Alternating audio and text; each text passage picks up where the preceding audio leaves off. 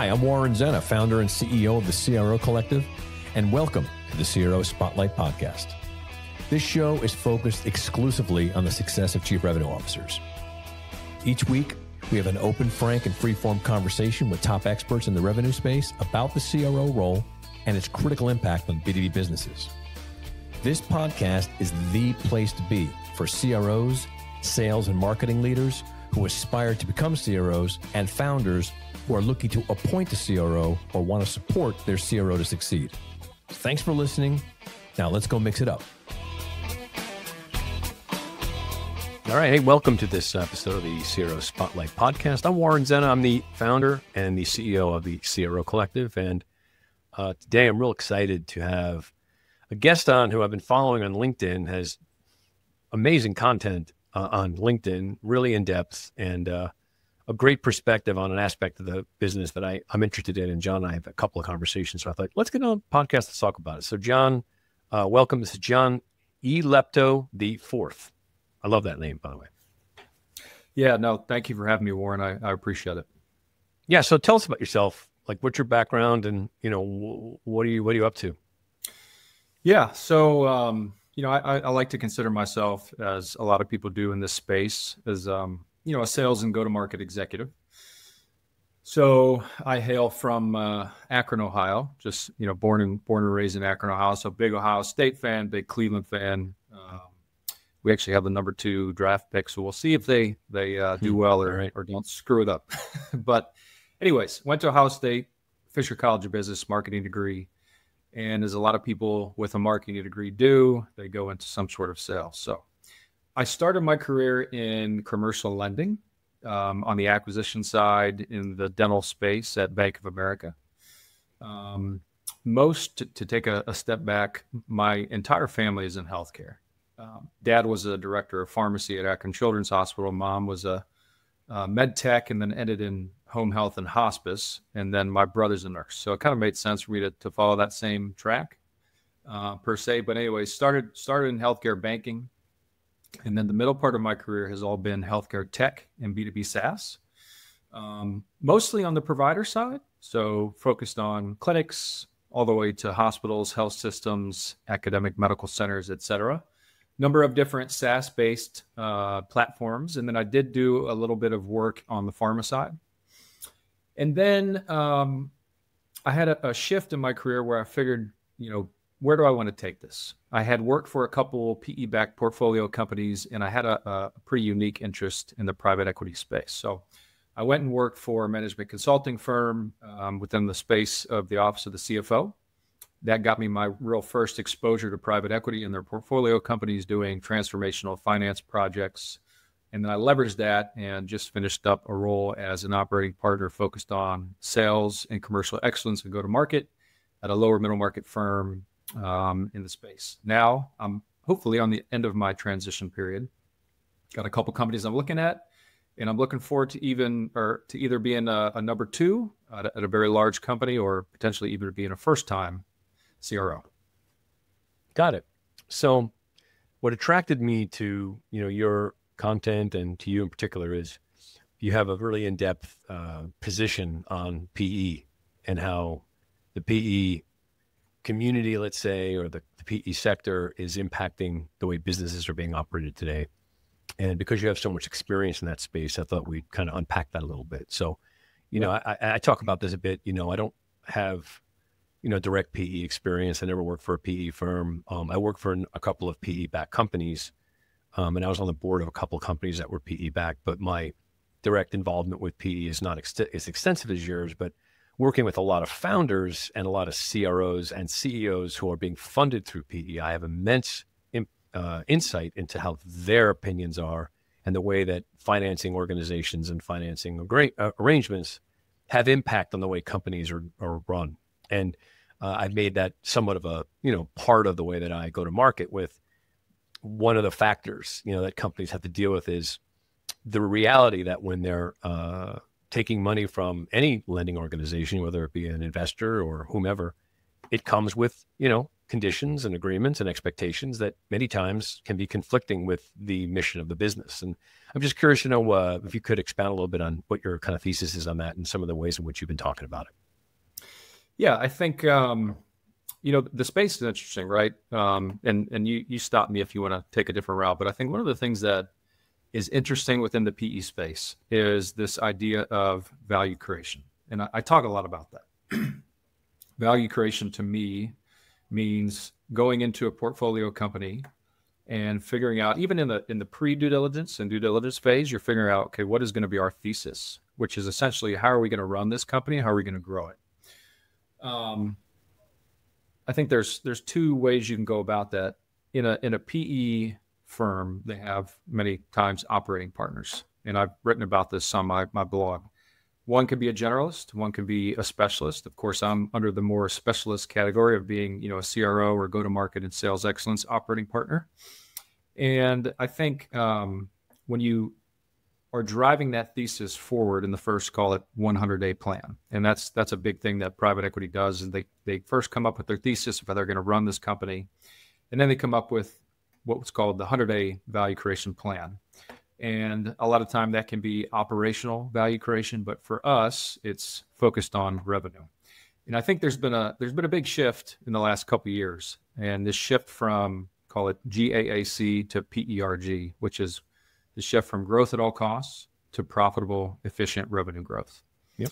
And that's huge. So I think within the space of PE, all the way from, call it lower middle market up to large cap, the old days of buying a company and leveraging it to the highest extent and figuring out how to cut costs and basically run the company for 5 years and then sell it for a profit with a higher EBITDA, those days are kind of gone, especially in today's economy. Now, the market could shift and that could come back. But for now, what's very important, I think, the way a private equity firm can separate itself in a very saturated market, tons of private equity firms going after companies, is who is going to be operating these companies from the PE lens, and how are they going to get underneath the hood of the portfolio company and start to really rev that engine in the right way, get everybody rowing in the same direction, and figuring out, okay, we're not just going to cut costs. We're not just going to leverage this. We're not just going to run this from an operational perspective. We have to actually send people in that understand go-to-market, that understand how to operate a company and drive towards a uniform ICP. Who are the buyer personas, and how can we get a true CRO, which you know a lot about, and we can get into that, is how do we get a true CRO that knows sales, marketing, customer success management, rev ops, sales enablement? How do we get someone in to actually drive growth, but at the same time, focus on retention, expansion, et cetera? So I think that's a very interesting point in today's economy and market, is how can we actually get people to go in, lift the hood up, figure out what's going on, and then drive that value creation home. Yeah, I would love it. And I'm seeing similar things. I want to unpack some of these things you said. So the first thing I'd like to get your perspective on is this sort of, switch from growth at all costs to profitable growth, which, I'm seeing too, and I'm hearing a lot about. I ask this question a lot. I want your opinion on this. Is that, I guess there's a two-part question, right? One part is, in your opinion, why do you think that happened? Why did that shift take place? I have some thoughts on it. And the second one is it real? In other words, is this just sort of like a response to the market, or are we going to shift back to another growth at all cost model down the road when money frees up again?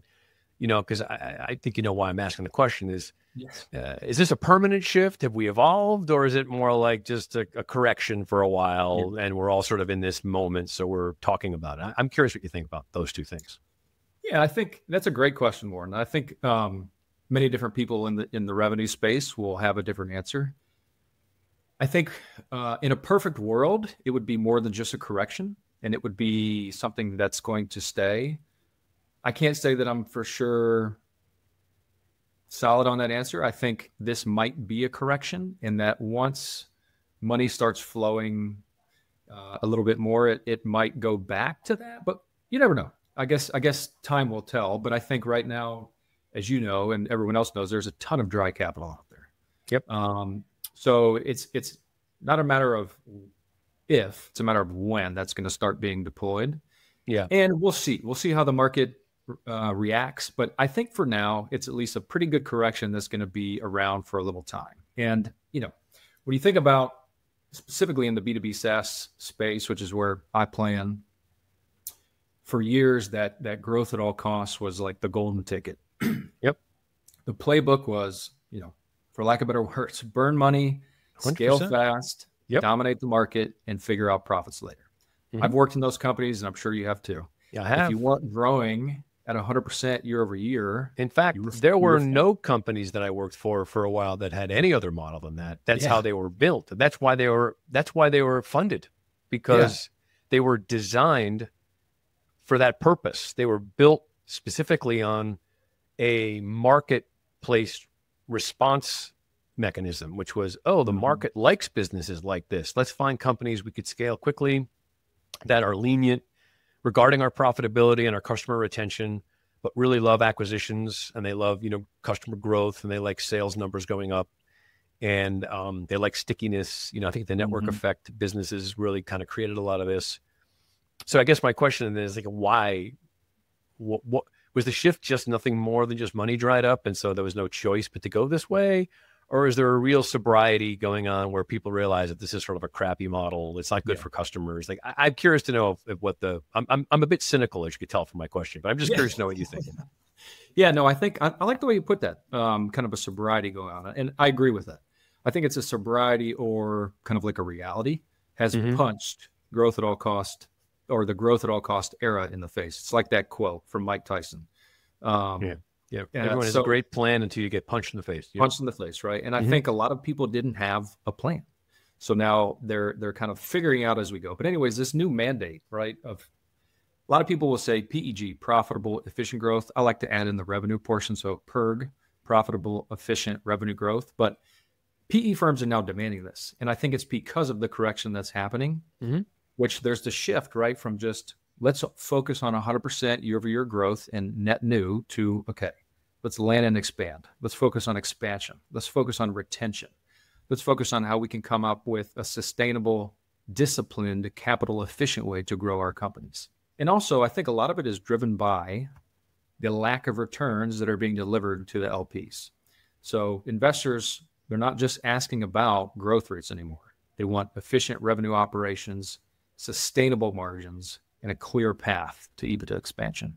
And I think a lot of that falls on people like you and I, CROs, CSOs, RevOps leaders. We're all on the front lines of this transition. So if you are a CRO or a chief sales officer in a PE-backed company, the job got a little bit harder. Not doable, but it's harder, and you just have to be more strategic. So it's no longer about raw revenue. It's about how can you efficiently generate. Thank you so much again for listening to the CRO Spotlight podcast. This podcast is an important plank in the CRO Collective communication strategy, and we're really thrilled to have such great guests on here. So listening and sharing the podcast with other people is really vital, because we want to get as many people listening to this great stuff as possible. A couple of things to note. If you're a aspiring CRO or a recently hired CRO, or even an old salty CRO, and you're looking to either become a chief revenue officer or improve your chops and gain some more insights and improve your competencies as a chief revenue officer, we offer the CRO Accelerator course. It's 5 years now. It's the first CRO-focused course that was out there. It's a 15-week course that is populated by aspiring chief revenue officers and CROs. We're pretty selective in terms of who can be a member of the CRO Accelerator course. It's people who are probably more ready to be a CRO right now. They have a number of years under their belt as a revenue leader, whether it be a sales leader or a marketing leader or even RevOps leader. And they either want to move into the C-suite, or they're CROs that want to just make sure that they win in the role. The CRO Accelerator course, we kick off the next one in mid-May 2025. So if you are interested in being a member of the next cohort, please just write me a note on LinkedIn. Just DM me CRO Accelerator, and we'll set up a time to talk. And then I can send you more information to give you a brochure of the course. So again, CRO Accelerator Course, 15-week program for aspiring and newly hired CROs. Take advantage of it. It's been great. And you'll see some more information about it on the website. Thanks. Yeah, that's a really good sort of segue, which is like, if I may just kind of put another accent mark on my earlier point before I get into that, is, look, I'm a cynic, I'm a bit of an old dog here, I got gray hair and whatnot. And, I just see people are very predictable in some respects, especially when it comes to economics. And, there was a long period of time when the way that we deployed capital, it was free. It came with very few strings. So in a market like that, there's no, hindrance to people just taking that money and investing it anywhere they can, because it doesn't cost them anything to do so.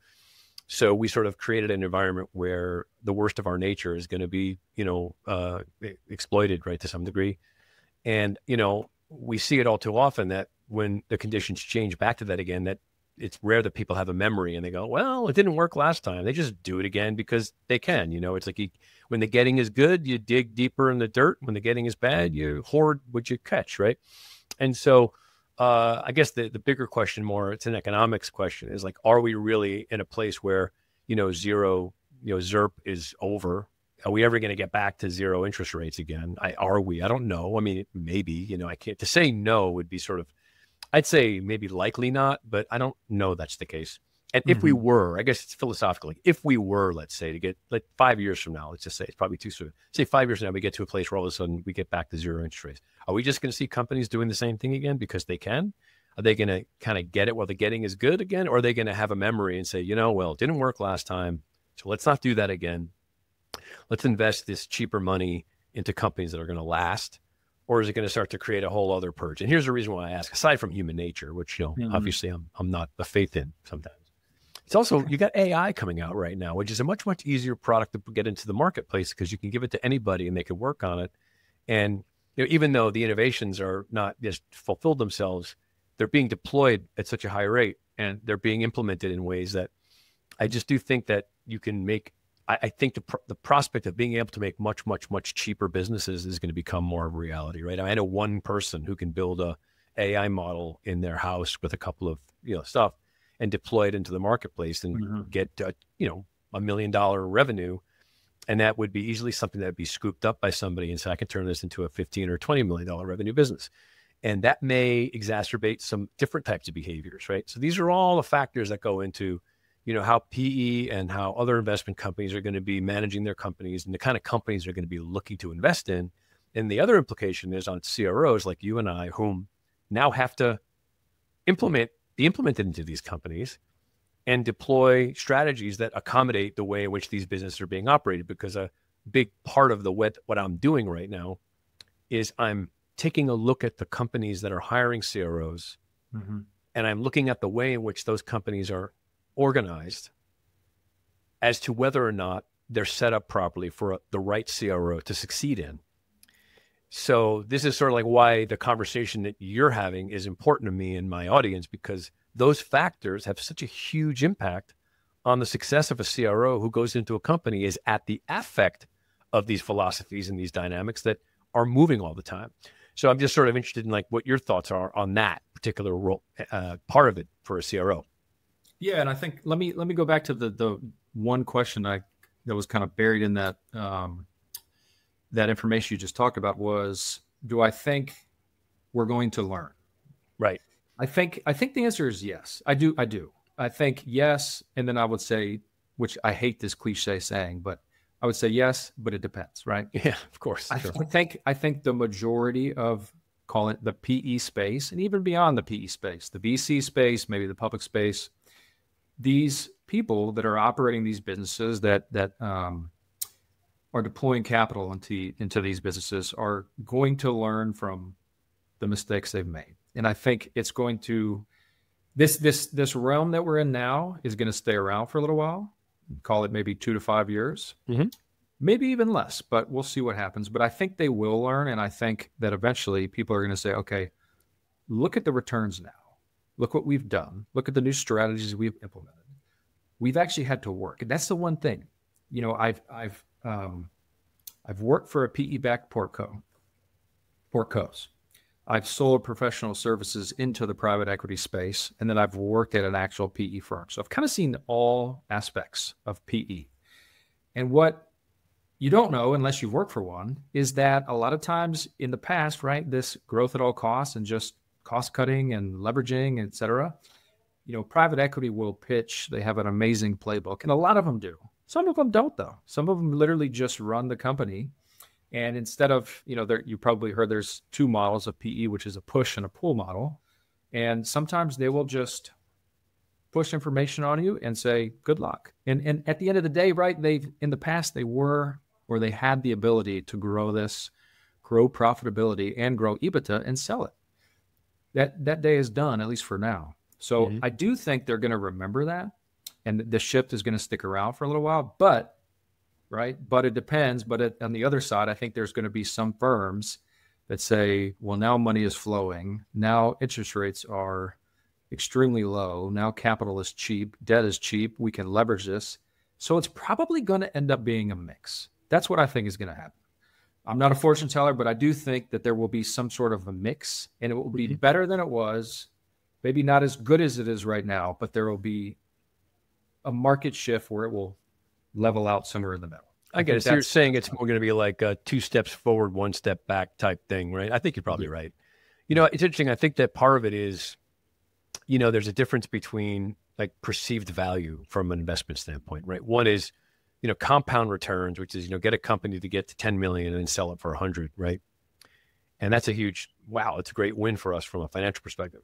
And then the other value is, customer value and equity value in the marketplace, which is, we built something to last, and, people are always going to be coming to us, and we built this thing that has sustainability and really happy customers whom we've built a relationship with, that we can expand those relationships into other markets and other sectors that, offers a much greater longer term opportunity. And it's harder to do that. That's the problem, is that it's just not easy to do it. I think for 2 reasons. One, building a company that's customer centric is harder, as you already said.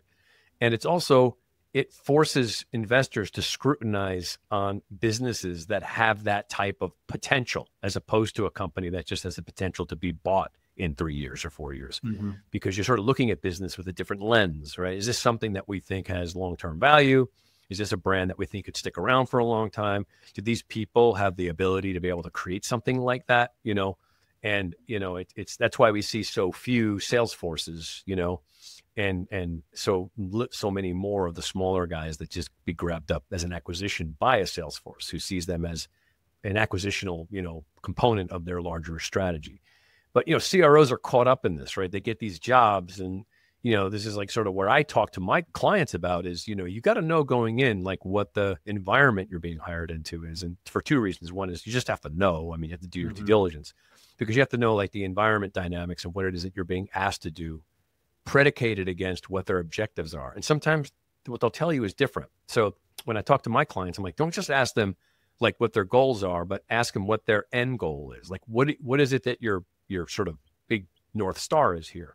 And if you hear something like, well, we think that this will be an acquisition target in 5 years, that's a different conversation than, well, we'd like to be, the number one, brand in this space in 20 years. Exactly. Yeah. No, I think, go ahead. I know, I'm good. I'm just curious what your thoughts are on the CRO sort of perspective on this, Yeah. And I think the one thing I'd like to touch base on, because one of the couple conversations we had prior, you hit on this, and I think this is really important, right? And it's the fact that, and I might go off on a little tangent here, so please, my apologies, but tangents are welcome. The fact that the CRO role and the CRO title, I don't think enough people talk about this, and you kind of put this in my head, and I did my research. The CRO title, the CRO role is relatively new, right? Yeah, it's like 15 years. It's about 15 years old. Exactly. Crazy, right? It's relatively new. And the thing is, I think it's a baby. It's a baby compared to other C-suite roles. It is. And, if you're in this space, everyone has probably heard that the average tenure, blah, blah, blah. The average tenure of a CRO is about 18 months or less. Something like that. So the question is, we kind of talked about this. Why is that, right? You have your thoughts, I have mine, and I think most of ours align. Yeah. But I think what it comes down to is a couple things, right? Now, yes, a PE firm could have a turnaround situation where they drop in a CRO and it just doesn't work out. But I think it's beyond that, because you and I agree on what makes a true CRO. Well, a true CRO is somebody that owns the entire revenue organization. Yep. And it's 3 buckets: sales, marketing, customer success. And then, of course, sales enablement, RevOps, et cetera. Anything that's attached to the revenue organization is what the CRO should have purview over. Yep. But you know as well as I do, many times that's not true. Also, it's difficult, right? Because what is the path of a CRO most of the time? Someone that comes up through sales. I came up through sales. Yes, I have a marketing degree, but am I a CMO? No, I'm not. So there's areas that someone has to grow into, and that there's areas that someone lacks. So I think figuring out what stage of the company, where it's at, and understanding, do I really need a VP of sales?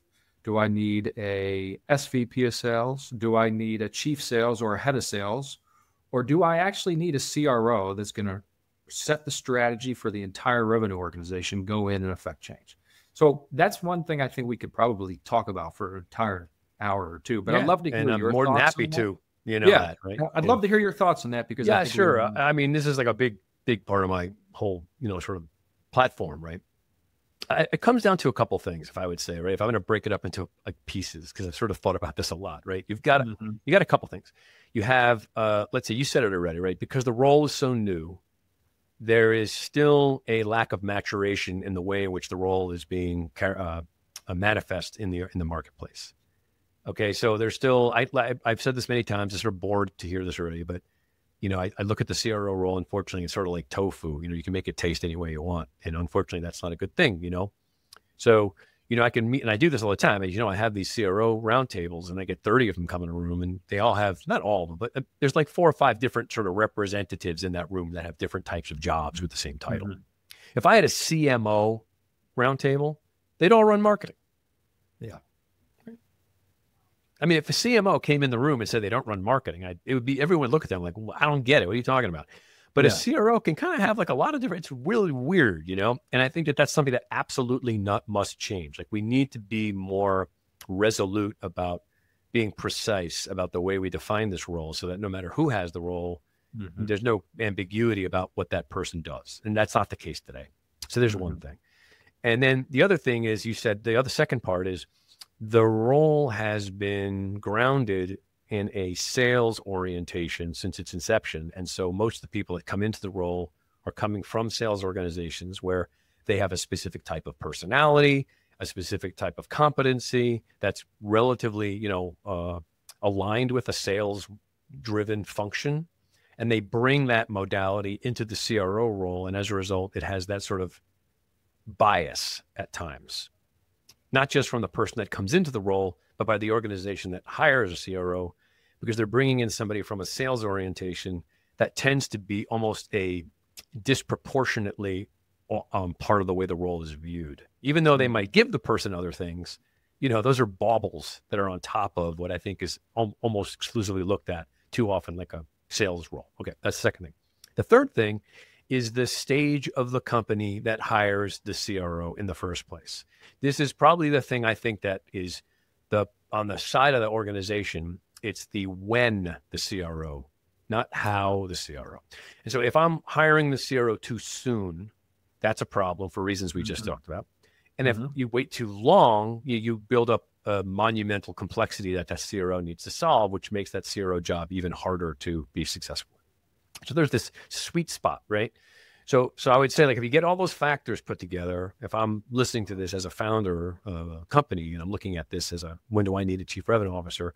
I'd say there's 3 things you need to think about. One is, what do I think one is? Is my definition accurate? What do I really need? In other words, like, what specifically is it that I'm looking to bring this person to do? Am I looking for this person to come in and get us more logos and get more deals closed? Or am I looking for somebody to come in and actually kind of bring us to what I say is like the post, growth stage, myopia, which is kind of organize my organization and turn it into a revenue engine. I need someone to do that. And then the second part is, am I at a stage where that's appropriate? Do I have enough operational complexity for a CRO to come in and actually make that happen. And then the third or fourth thing is, am I set up for that properly? Do I know how a CRO needs to be supported? And is my organization ready to make the changes required for a CRO to succeed? And then the last part is identifying what a good CRO is and how I bring one in that knows how to do this. So that's the whole like a model there, you know? And I think that if you don't think about it at all that level of granularity, they're likely going to make a mistake. Thanks again for listening to the CRO Spotlight podcast. We're excited about all the great guests we have. And more importantly, we're excited mostly about you for being avid listeners and supporting the work that we do here. Feel free, please, to share the CRO Spotlight podcast with any of your colleagues. We just think there's a great wealth of information here, and we want to get the word out to as many people as possible. And your support of the show is really appreciated. I wanted to share information about a program that we offer called the CRO Masters Council. The CRO Masters Council is a bi-monthly group of 6 seasoned chief revenue officers who are looking for a chief revenue officer board of directors, so to speak, that they could share what's going on with them, collaborate with ideas, get some feedback on what's going on in their current role. And these are great conversations. I facilitate them. The CRO Masters Councils, again, they're twice a month, and they last for at least 6 months to a year. So if you're interested in having your own CRO suite, your own board of directors of chief revenue officers, it's a private, confidential conversation that we have. It's infinitely useful. Imagine having a room full of other chief revenue officers you can talk to and say, hey, I'm working on this, or have you guys figured that out? Or I'm having this issue right now with my business or my results. These are just invaluable conversations with chief revenue officers. Chief revenue officers have a very, very unique role. It's a very lonely job, and only other CROs understand what you're going through. So that's why we created this program. So if you're interested in being a member of the next CRO Masters Council, which we have a number of them being put together right now, just go to my LinkedIn and DM me Masters or Masters Council, and I'll follow up with you and set up a call or send you some more information about it. Looking forward to seeing you there, and thank you. Yeah, that makes a lot of sense. And I think, just kind of diving into the conversation here, one of the things that, to kind of piggyback off that, one of the things that I've been talking about a little bit more on LinkedIn and the content I've been putting out is this mantra of getting back to the basics, right? And I think it's important in today's market. It's because I think specifically in the private equity space, in the PE-backed portfolio company space, complexity is celebrated, but simplicity is key. And I think a lot of people are yearning for simplicity, especially in today. For one example, you think about the tech stack and AI, there are so many different tools that a CRO or a CSO or RevOps people have to choose from every different facet of that revenue organization. And in AI today, there's always that interesting dilemma between, should I be a first mover or should I wait for the second round? And I think just overall, if we can get back to the basics, that's going to be a huge shift, and it's going to be exponential for companies that need to grow in this profitable, efficient revenue growth space. So, getting away from this complex market and going back into simplicity, I think is key. I think sometimes complexity can get in the way. We add too many tools, processes, workflows, too many strategies, thinking they'll improve performance. But I think really what is going to move the needle at the end is just keeping it simple, right? KISS, keep it simple, stupid.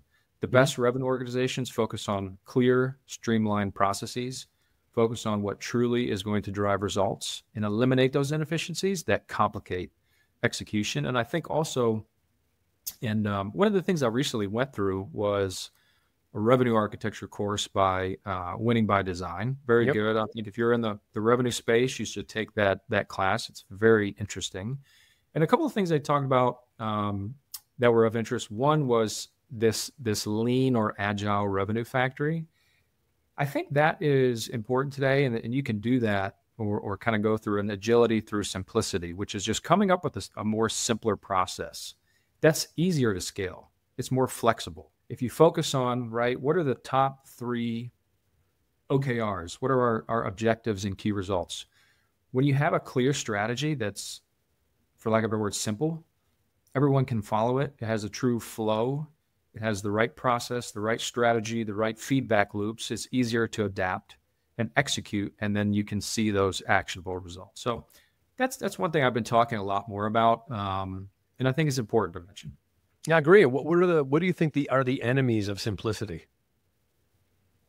So I think one of the things I just talked about was there's just so much. And not to like get into some sort of psychological conversation, but we just have so much at our disposal. Social media, LinkedIn. I mean, hell, you can go on LinkedIn and there's thousands and thousands and thousands of people putting out content. How do you know what's right? How do you know this person has done it? How do you know what to follow? There's so much, right? So how do you get really, I think what it comes down to, how do you get focused? I think the way you do that is you start from the beginning. What is the strategy? What are we trying to accomplish? I guess would be the first thing. What are we trying to accomplish within our organization? And then that will affect the strategy. Once you have the strategy, that will tie into the mission. Then you can start to set the goals, whether big or small.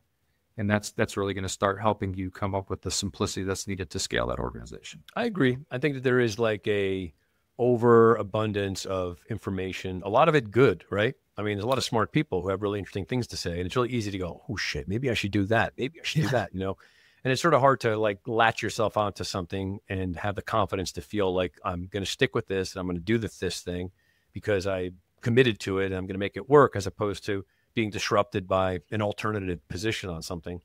And, there's a lot of smart people in the marketplace, and, I'm within the space I'm in even, right? There's like probably 4 or 5 good top voices that kind of have although similarly, sort of contextually a similar message, they might have a different solution, right?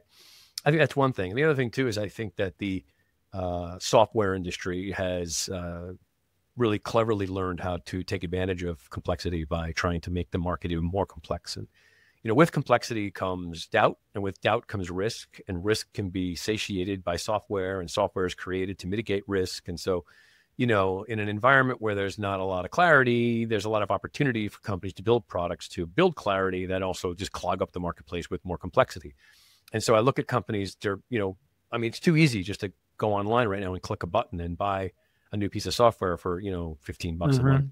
And all of a sudden now you're like looking at another dashboard, or you wasted money because you're not using it. And you look back a year later and you see all these subscriptions that you have that you're not using because someone sort of just tantalized you in a moment that they're cleverly know when you're kind of feeling a little doubtful. And the temptation not to do that and controlling those things with, like you said, well, these are the 4 things we're going to do, and this is how we're going to do them, and let's stick to those things. It's really, really hard to do. And I do agree. It's the CRO's job, in my view, is to kind of bring that sort of mantra to the organization, which is at the beginning, to your point, the CRO needs to be the person that brings in the simple strategy and the clear mission. And most companies, you can do that. Like I talk to clients all day long, and I can tell them, look, it sounds to me like you guys solve X for this person and you do it this way. So what are the ways that you're going to get their attention, and what are the ways you're going to get them to commit to you, and what are the ways you're going to do to keep them? Like, that's the conversation, right? And if I could build an organization that does all those mechanisms and those motions effectively, then we can start thinking about where are the gaps in our operation where we have inefficiencies or we have to scale, and there's probably ways you can make decisions. But I think when you start to hire people, everybody comes into the organization with their own historical perspective on what worked for them, and the softwares that they use, and the people that they work with, and the modalities that they invested in. And you have to get all these people in a room together. Everybody has a strong opinion about those things. You have to pick one and say, look, I just had a conversation with a guy today. He told me very bluntly, he said, look, we decided we're going to do a Salesforce instance for our company. And I asked him, I just said, hey, I'm just curious, why'd you choose Salesforce? And, he paused, and his answer to me was, I used it in my past company, so I really understand it. That was it. And it might be a perfectly good reason, right? I mean, that might be it. Like, I'm familiar with it, and, I don't want to carve out a big hunk of my brain to go learn something new. I'd rather just take the knowledge I have and apply it. Whether or not this might be the right tool for us or not is sort of secondary. It's just really like, I don't have the freaking time to learn something different, so I'm just not going to. And that's a really sticky part of these sort of businesses that we're in, Yeah. And just to that point, just a quick thought on that is, assuming this person was a revenue leader or maybe a CRO. CRO. So the thing is, there's so many things that are bogging every C-suite executive down. But at the end of the day, that's a crucial decision, right? That's a crucial decision that's going to affect the entire organization. Huge decision. It's going to color the organization, because companies like Salesforce they become like, I almost look at like an organization like that has cleverly set themselves up to sort of be I'm going to use an interesting analogy here. So Sure. Did you see, you saw the original Jurassic Park, right? Yep. Everyone saw that, right? The first one. Yeah. How could you not go see a dinosaur movie? Everyone wants to go see a dinosaur movie. So anyway, there was a really interesting part of the movie where they did a nice job of talking to the lead scientist who was explaining how they extracted the insects from the amber, and then they were able to take the DNA from the mosquitoes, right? Blah, blah, blah. And he was talking about the fact that, like, even though they're able to extract the DNA from the mosquito, the DNA is not 100% intact. Like, there's pieces of it that are missing. Mm-hmm. So they decided cleverly to replace those pieces with frog DNA as a connector, right? And I think a lot of technologies are frog DNA. I think they're just, you have a strategy, but there are holes in the strategy, and you fill that strategy with technology, and the technology becomes a part of your strategy. And if you buy a certain technology, it's going to color your strategy, because now you're dependent on that technology for your strategy. And that becomes a sort of a swampy hole you get stuck in. So I see this happen a lot, you know? No, I agree completely with that. I mean, I was going to, the point I was trying to make is with, you know, your CRM, it's quote unquote, your single the brain. source of truth. Exactly. Yeah. So I guess in my opinion, right, if I'm a CRO in a company, I have to put way more thought into that, or at least that's what I'm doing, because at the end of the day, that's going to come back on you. If it fails on you, right? You're the one to blame, and that's your job. So I guess, you know, in that specific case, I would put a lot more thought into it. Yeah. But one of the things I mentioned that I want to expand upon, because I'd like to get your thoughts, is this thought process of, right, this lean factory or lean revenue factory. Yep. And I think it's really interesting, because this is kind of expanding upon that KISS, right? In a world full of complexity, how can we keep it simple? So I think it's a simple concept, right? To operate a recurring revenue business as if it were a lean revenue factory. And this idea of seeing each go-to-market motion, which I think sometimes, right, there can be one, but most companies, especially if you're a mature company, there's going to be several go-to-market motions.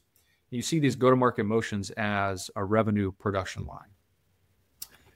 This thought process that Winning by Design talks about is kind of rooted in the Industrial Revolution and how it customizes them to suit distinctive needs for each recurring revenue business. And I think there's a couple different things. So there's three goals of the lean revenue factory: production, efficiency, and quality. Then you look at each one and say, okay, what is the actual, that's the goal, but what is the recurring revenue factor? So production is tied to how can we accelerate growth? Efficiency is tied to how can we lower cost?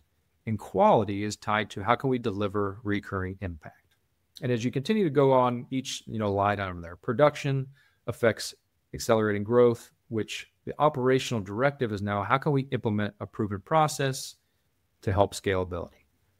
With efficiency, how can we lower costs? That's going to apply unit economics, which is cost, and affect sustainability. And then the quality piece is delivering recurring impact to instill quality management to help durability. So if you think about a revenue organization through this lens, I think it becomes much more easy to analyze each line. You can measure the direct inputs, the throughput, the output, and optimize processes to achieve your OKRs and achieve your desired results. Yep. I just really like this idea of having an agile, lean revenue factory for your revenue organization. Yep. So I'd be curious, you know, to see what your thoughts on that, and if you've seen this with some of the CRO clients that you've worked with. Yeah, I do. I think it's an interesting point because, as you know, like one of the knee-jerk, I think, holdovers from the growth at all costs era is, you know, just hire more salespeople. That's right. Right. And it's just get more salespeople. And it's amazing too. Like I've seen this actually looked at as a metric. Like we just got 4 more salespeople on board, you know, so all of a sudden they increase their projections. Like it's nuts. You know, they just like, okay, great. That means we're going to get in this much, right? there's this really over amount of burden on the reliability of that as being like, oh, wait, well, we got more people out in the marketplace. We can make more money now. That's not true. But, it looks good. And it does say that it could happen. It might happen, right? But I think that adds complexity, right? Because now I've added more cost. Now I have to train 4 more people. I have to onboard 4 more people. I have to get them the technologies. I got to deploy them, blah, blah, blah, blah, train them and develop them and all the other things go with that, manage them. And your proposed model is the opposite, which I tend to look at. It's like, what's the capacity of your sales force? Are they actually working full time? Are they actually doing the things that they're supposed to be doing enough of the day? And even more importantly is, do you really know what they should be doing with their day? Like, people make very general comments like, well, they should be on the phone. They should be talking to customers. Right. Well, no shit. But I mean, which ones, which customers, and what should they be talking about? And at what stage should they be talking to them about that? And, there's so many other aspects to that are much more important, right, than just the basics. And when you can engineer like what the life cycle of the optimal salesperson is, which one of the partners I work with actually does this. They can look backwards and they can actually see the best salespeople, not just like their behaviors, but literally the entire engine around all the ways that they have their conversations and the nature of them and the stages that they have the conversation, who they're talking to. And they can sort of like lean up and say, all right, this is what we need to replicate. You've identified like the 4 events or 4 things that need to be done. That can, like you said, lean things down so significantly because now you can measure whether or not those things are being done or not and remove all the other things that aren't that. And it makes your organization a lot more efficient. And I think the same thing goes with marketing, right? I mean, you test and test and test until once you figure out what works, you just don't do anything else. You just do the stuff that works, right? And then you maybe do a little experimentation because you think you have some innovation there. But I see a lot of money being wasted because no one ever kind of doubles down on what needs to be done because everyone's guessing that it might be better somewhere else. So I agree. And I think like the profitability factor that we talked about earlier is going to be a big part of this is, is your company not only effective, but is it doing it in a really cheap and less expensive way? So as a CRO, I think you sort of have to be a really big partner with your CFO to kind of know how to do that. And matter of fact, I think the financial component of the CRO role is going to become more and more important. And I think that's where I agree. You're sort of managing the business as a business owner is not just a revenue generator. Yeah, no, couldn't agree more. I think it kind of go back to this whole, what we started, the precipice of the conversation was this GAAC versus PERG, right? Growth at all costs versus profitable, efficient revenue growth. I think there's a couple main themes or main, call it strategies, revenue strategies that are going to be quote unquote winning moves in this era. I think a few just to call out.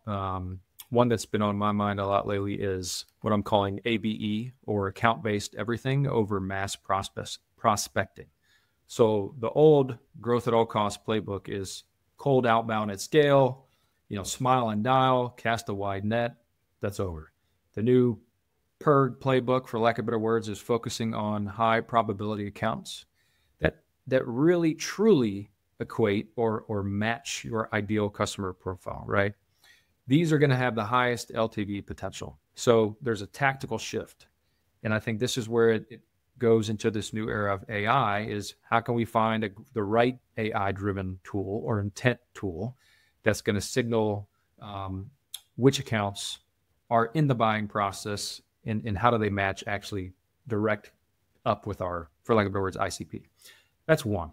I think another thing that kind of goes hand in hand with that is pipeline efficiency over sheer volume. So the old GAAC playbook is more pipeline equals better. And of course, we know you need to have at least 3x in the pipeline to meet your goal, et cetera. We know that old adage. But the new playbook, I think what's more important over more pipeline is pipeline to quota coverage needs to be optimized or optimal. So the tactical shift here is instead of just filling the top of the funnel, I think what you can do as a CRO and enforce strategy from a top-down perspective is enforcing the strict deal qualification.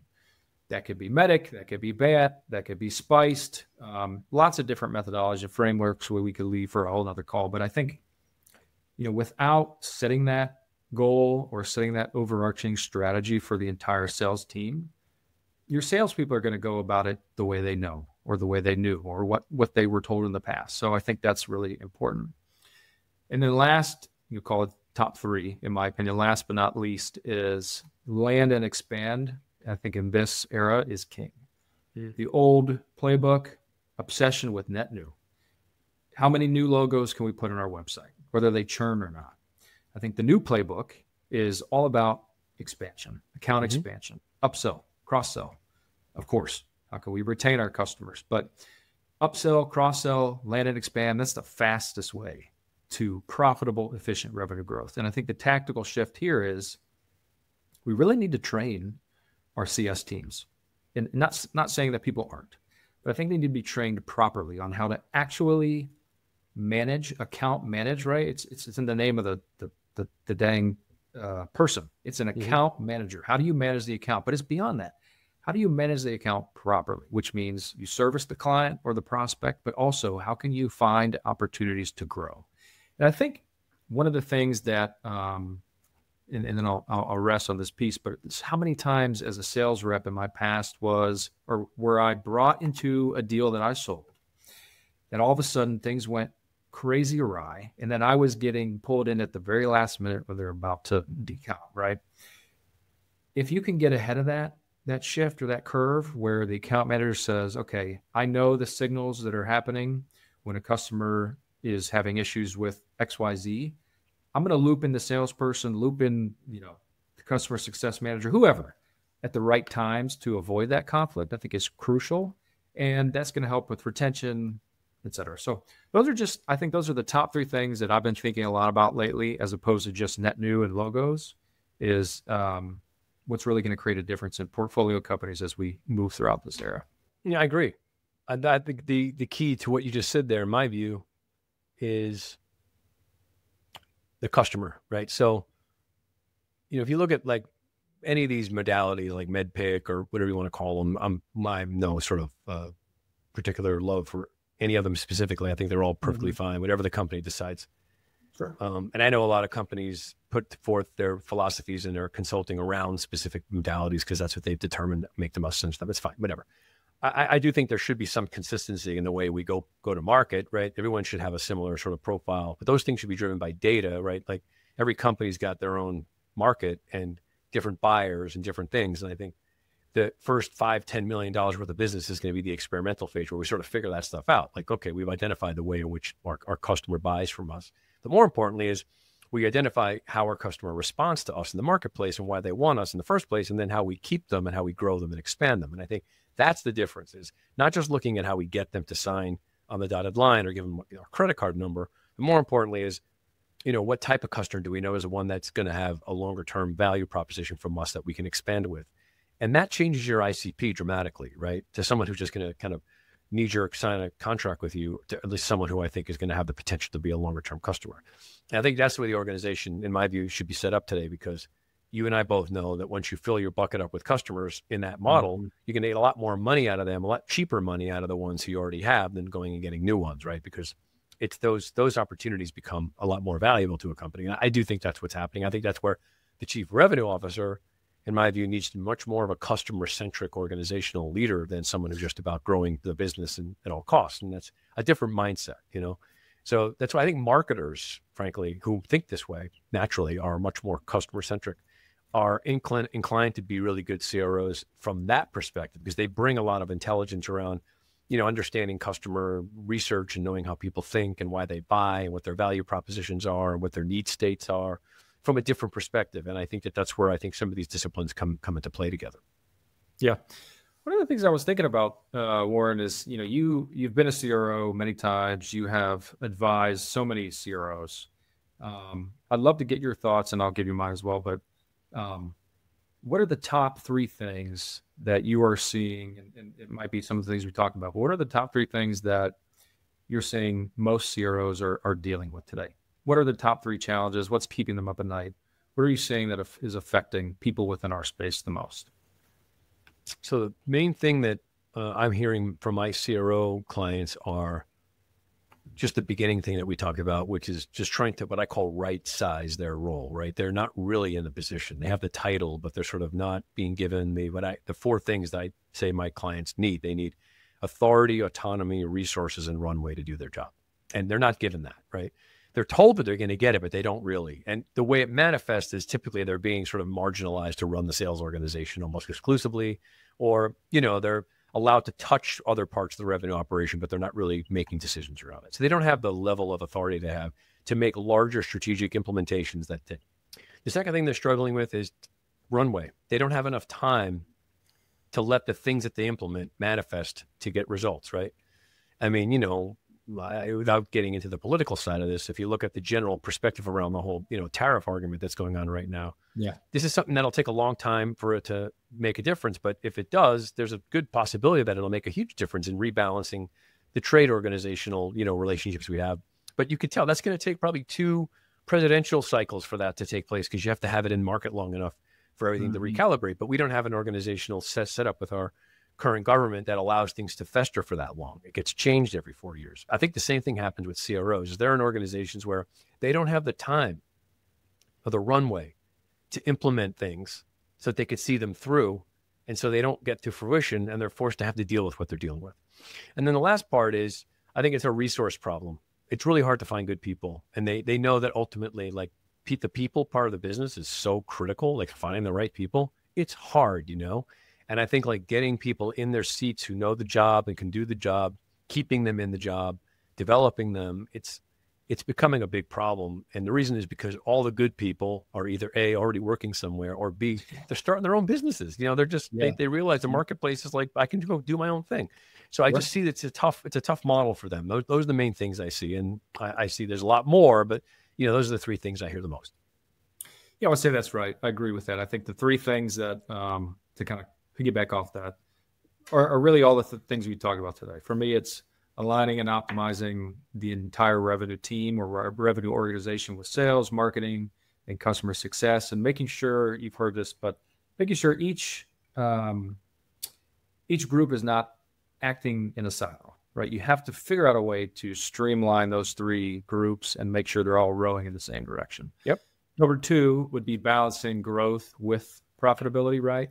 We can't just make a complete shift from growth at all costs to only focusing on profitability. I think the best PE firms and the best companies are going to find a middle ground to balance both. That's number 2. Mm-hmm. And then I think 3 is focusing or shifting some of, not all, but some of the focus away from net new and logos to figuring out how are we going to drive retention? How are we going to drive expansion, land and expand? So those are the 3 things that I think are top of mind for a ton of CROs and where I would start within an organization. Got it. Well, look, I could tell you and I'll talk for 4 more hours, so we're out of time. So what are you up to? What are you doing, and how can people get a hold of you, and how can you help them? Yeah, so I think, at the beginning I mentioned, right, I'm in a transitionary period, just finished a role. I am hopefully, like I said, in the very end of that transition period, but we'll see. Okay. So I am interviewing with a couple companies, and I hope to land very soon where I can really start to affect change within the revenue organization. Where can they find me? They can find me on LinkedIn, but one of the things that I've been doing a lot is putting 1 article out a week on my blog. I have a blog on Substack. It's called Titans of Revenue. Mm-hmm. And I talk a lot about value creation, CRO, CSO, revenue, et cetera. Anything that would be considered under the revenue organization are things that I care about, things that you care about, and things I'm writing about. So you can follow me on there. Other than that, this has been great. This has been a good conversation. It's been insightful and enlightening, and I'm just happy to be here. Yeah, thank you. I appreciate it. You brought a lot. And as I said, I found you because of what you've been writing. I think it's great stuff. So definitely check out what John has to say. It's really, really well thought out, a lot of detail in it. So, well, anyway, thanks, man. It was good talking to you, and I'm sure we'll be talking soon. I know there's some other things we talked about doing. So appreciate your time, and we'll be seeing you around the neighborhood. Thanks, Warren. You got it.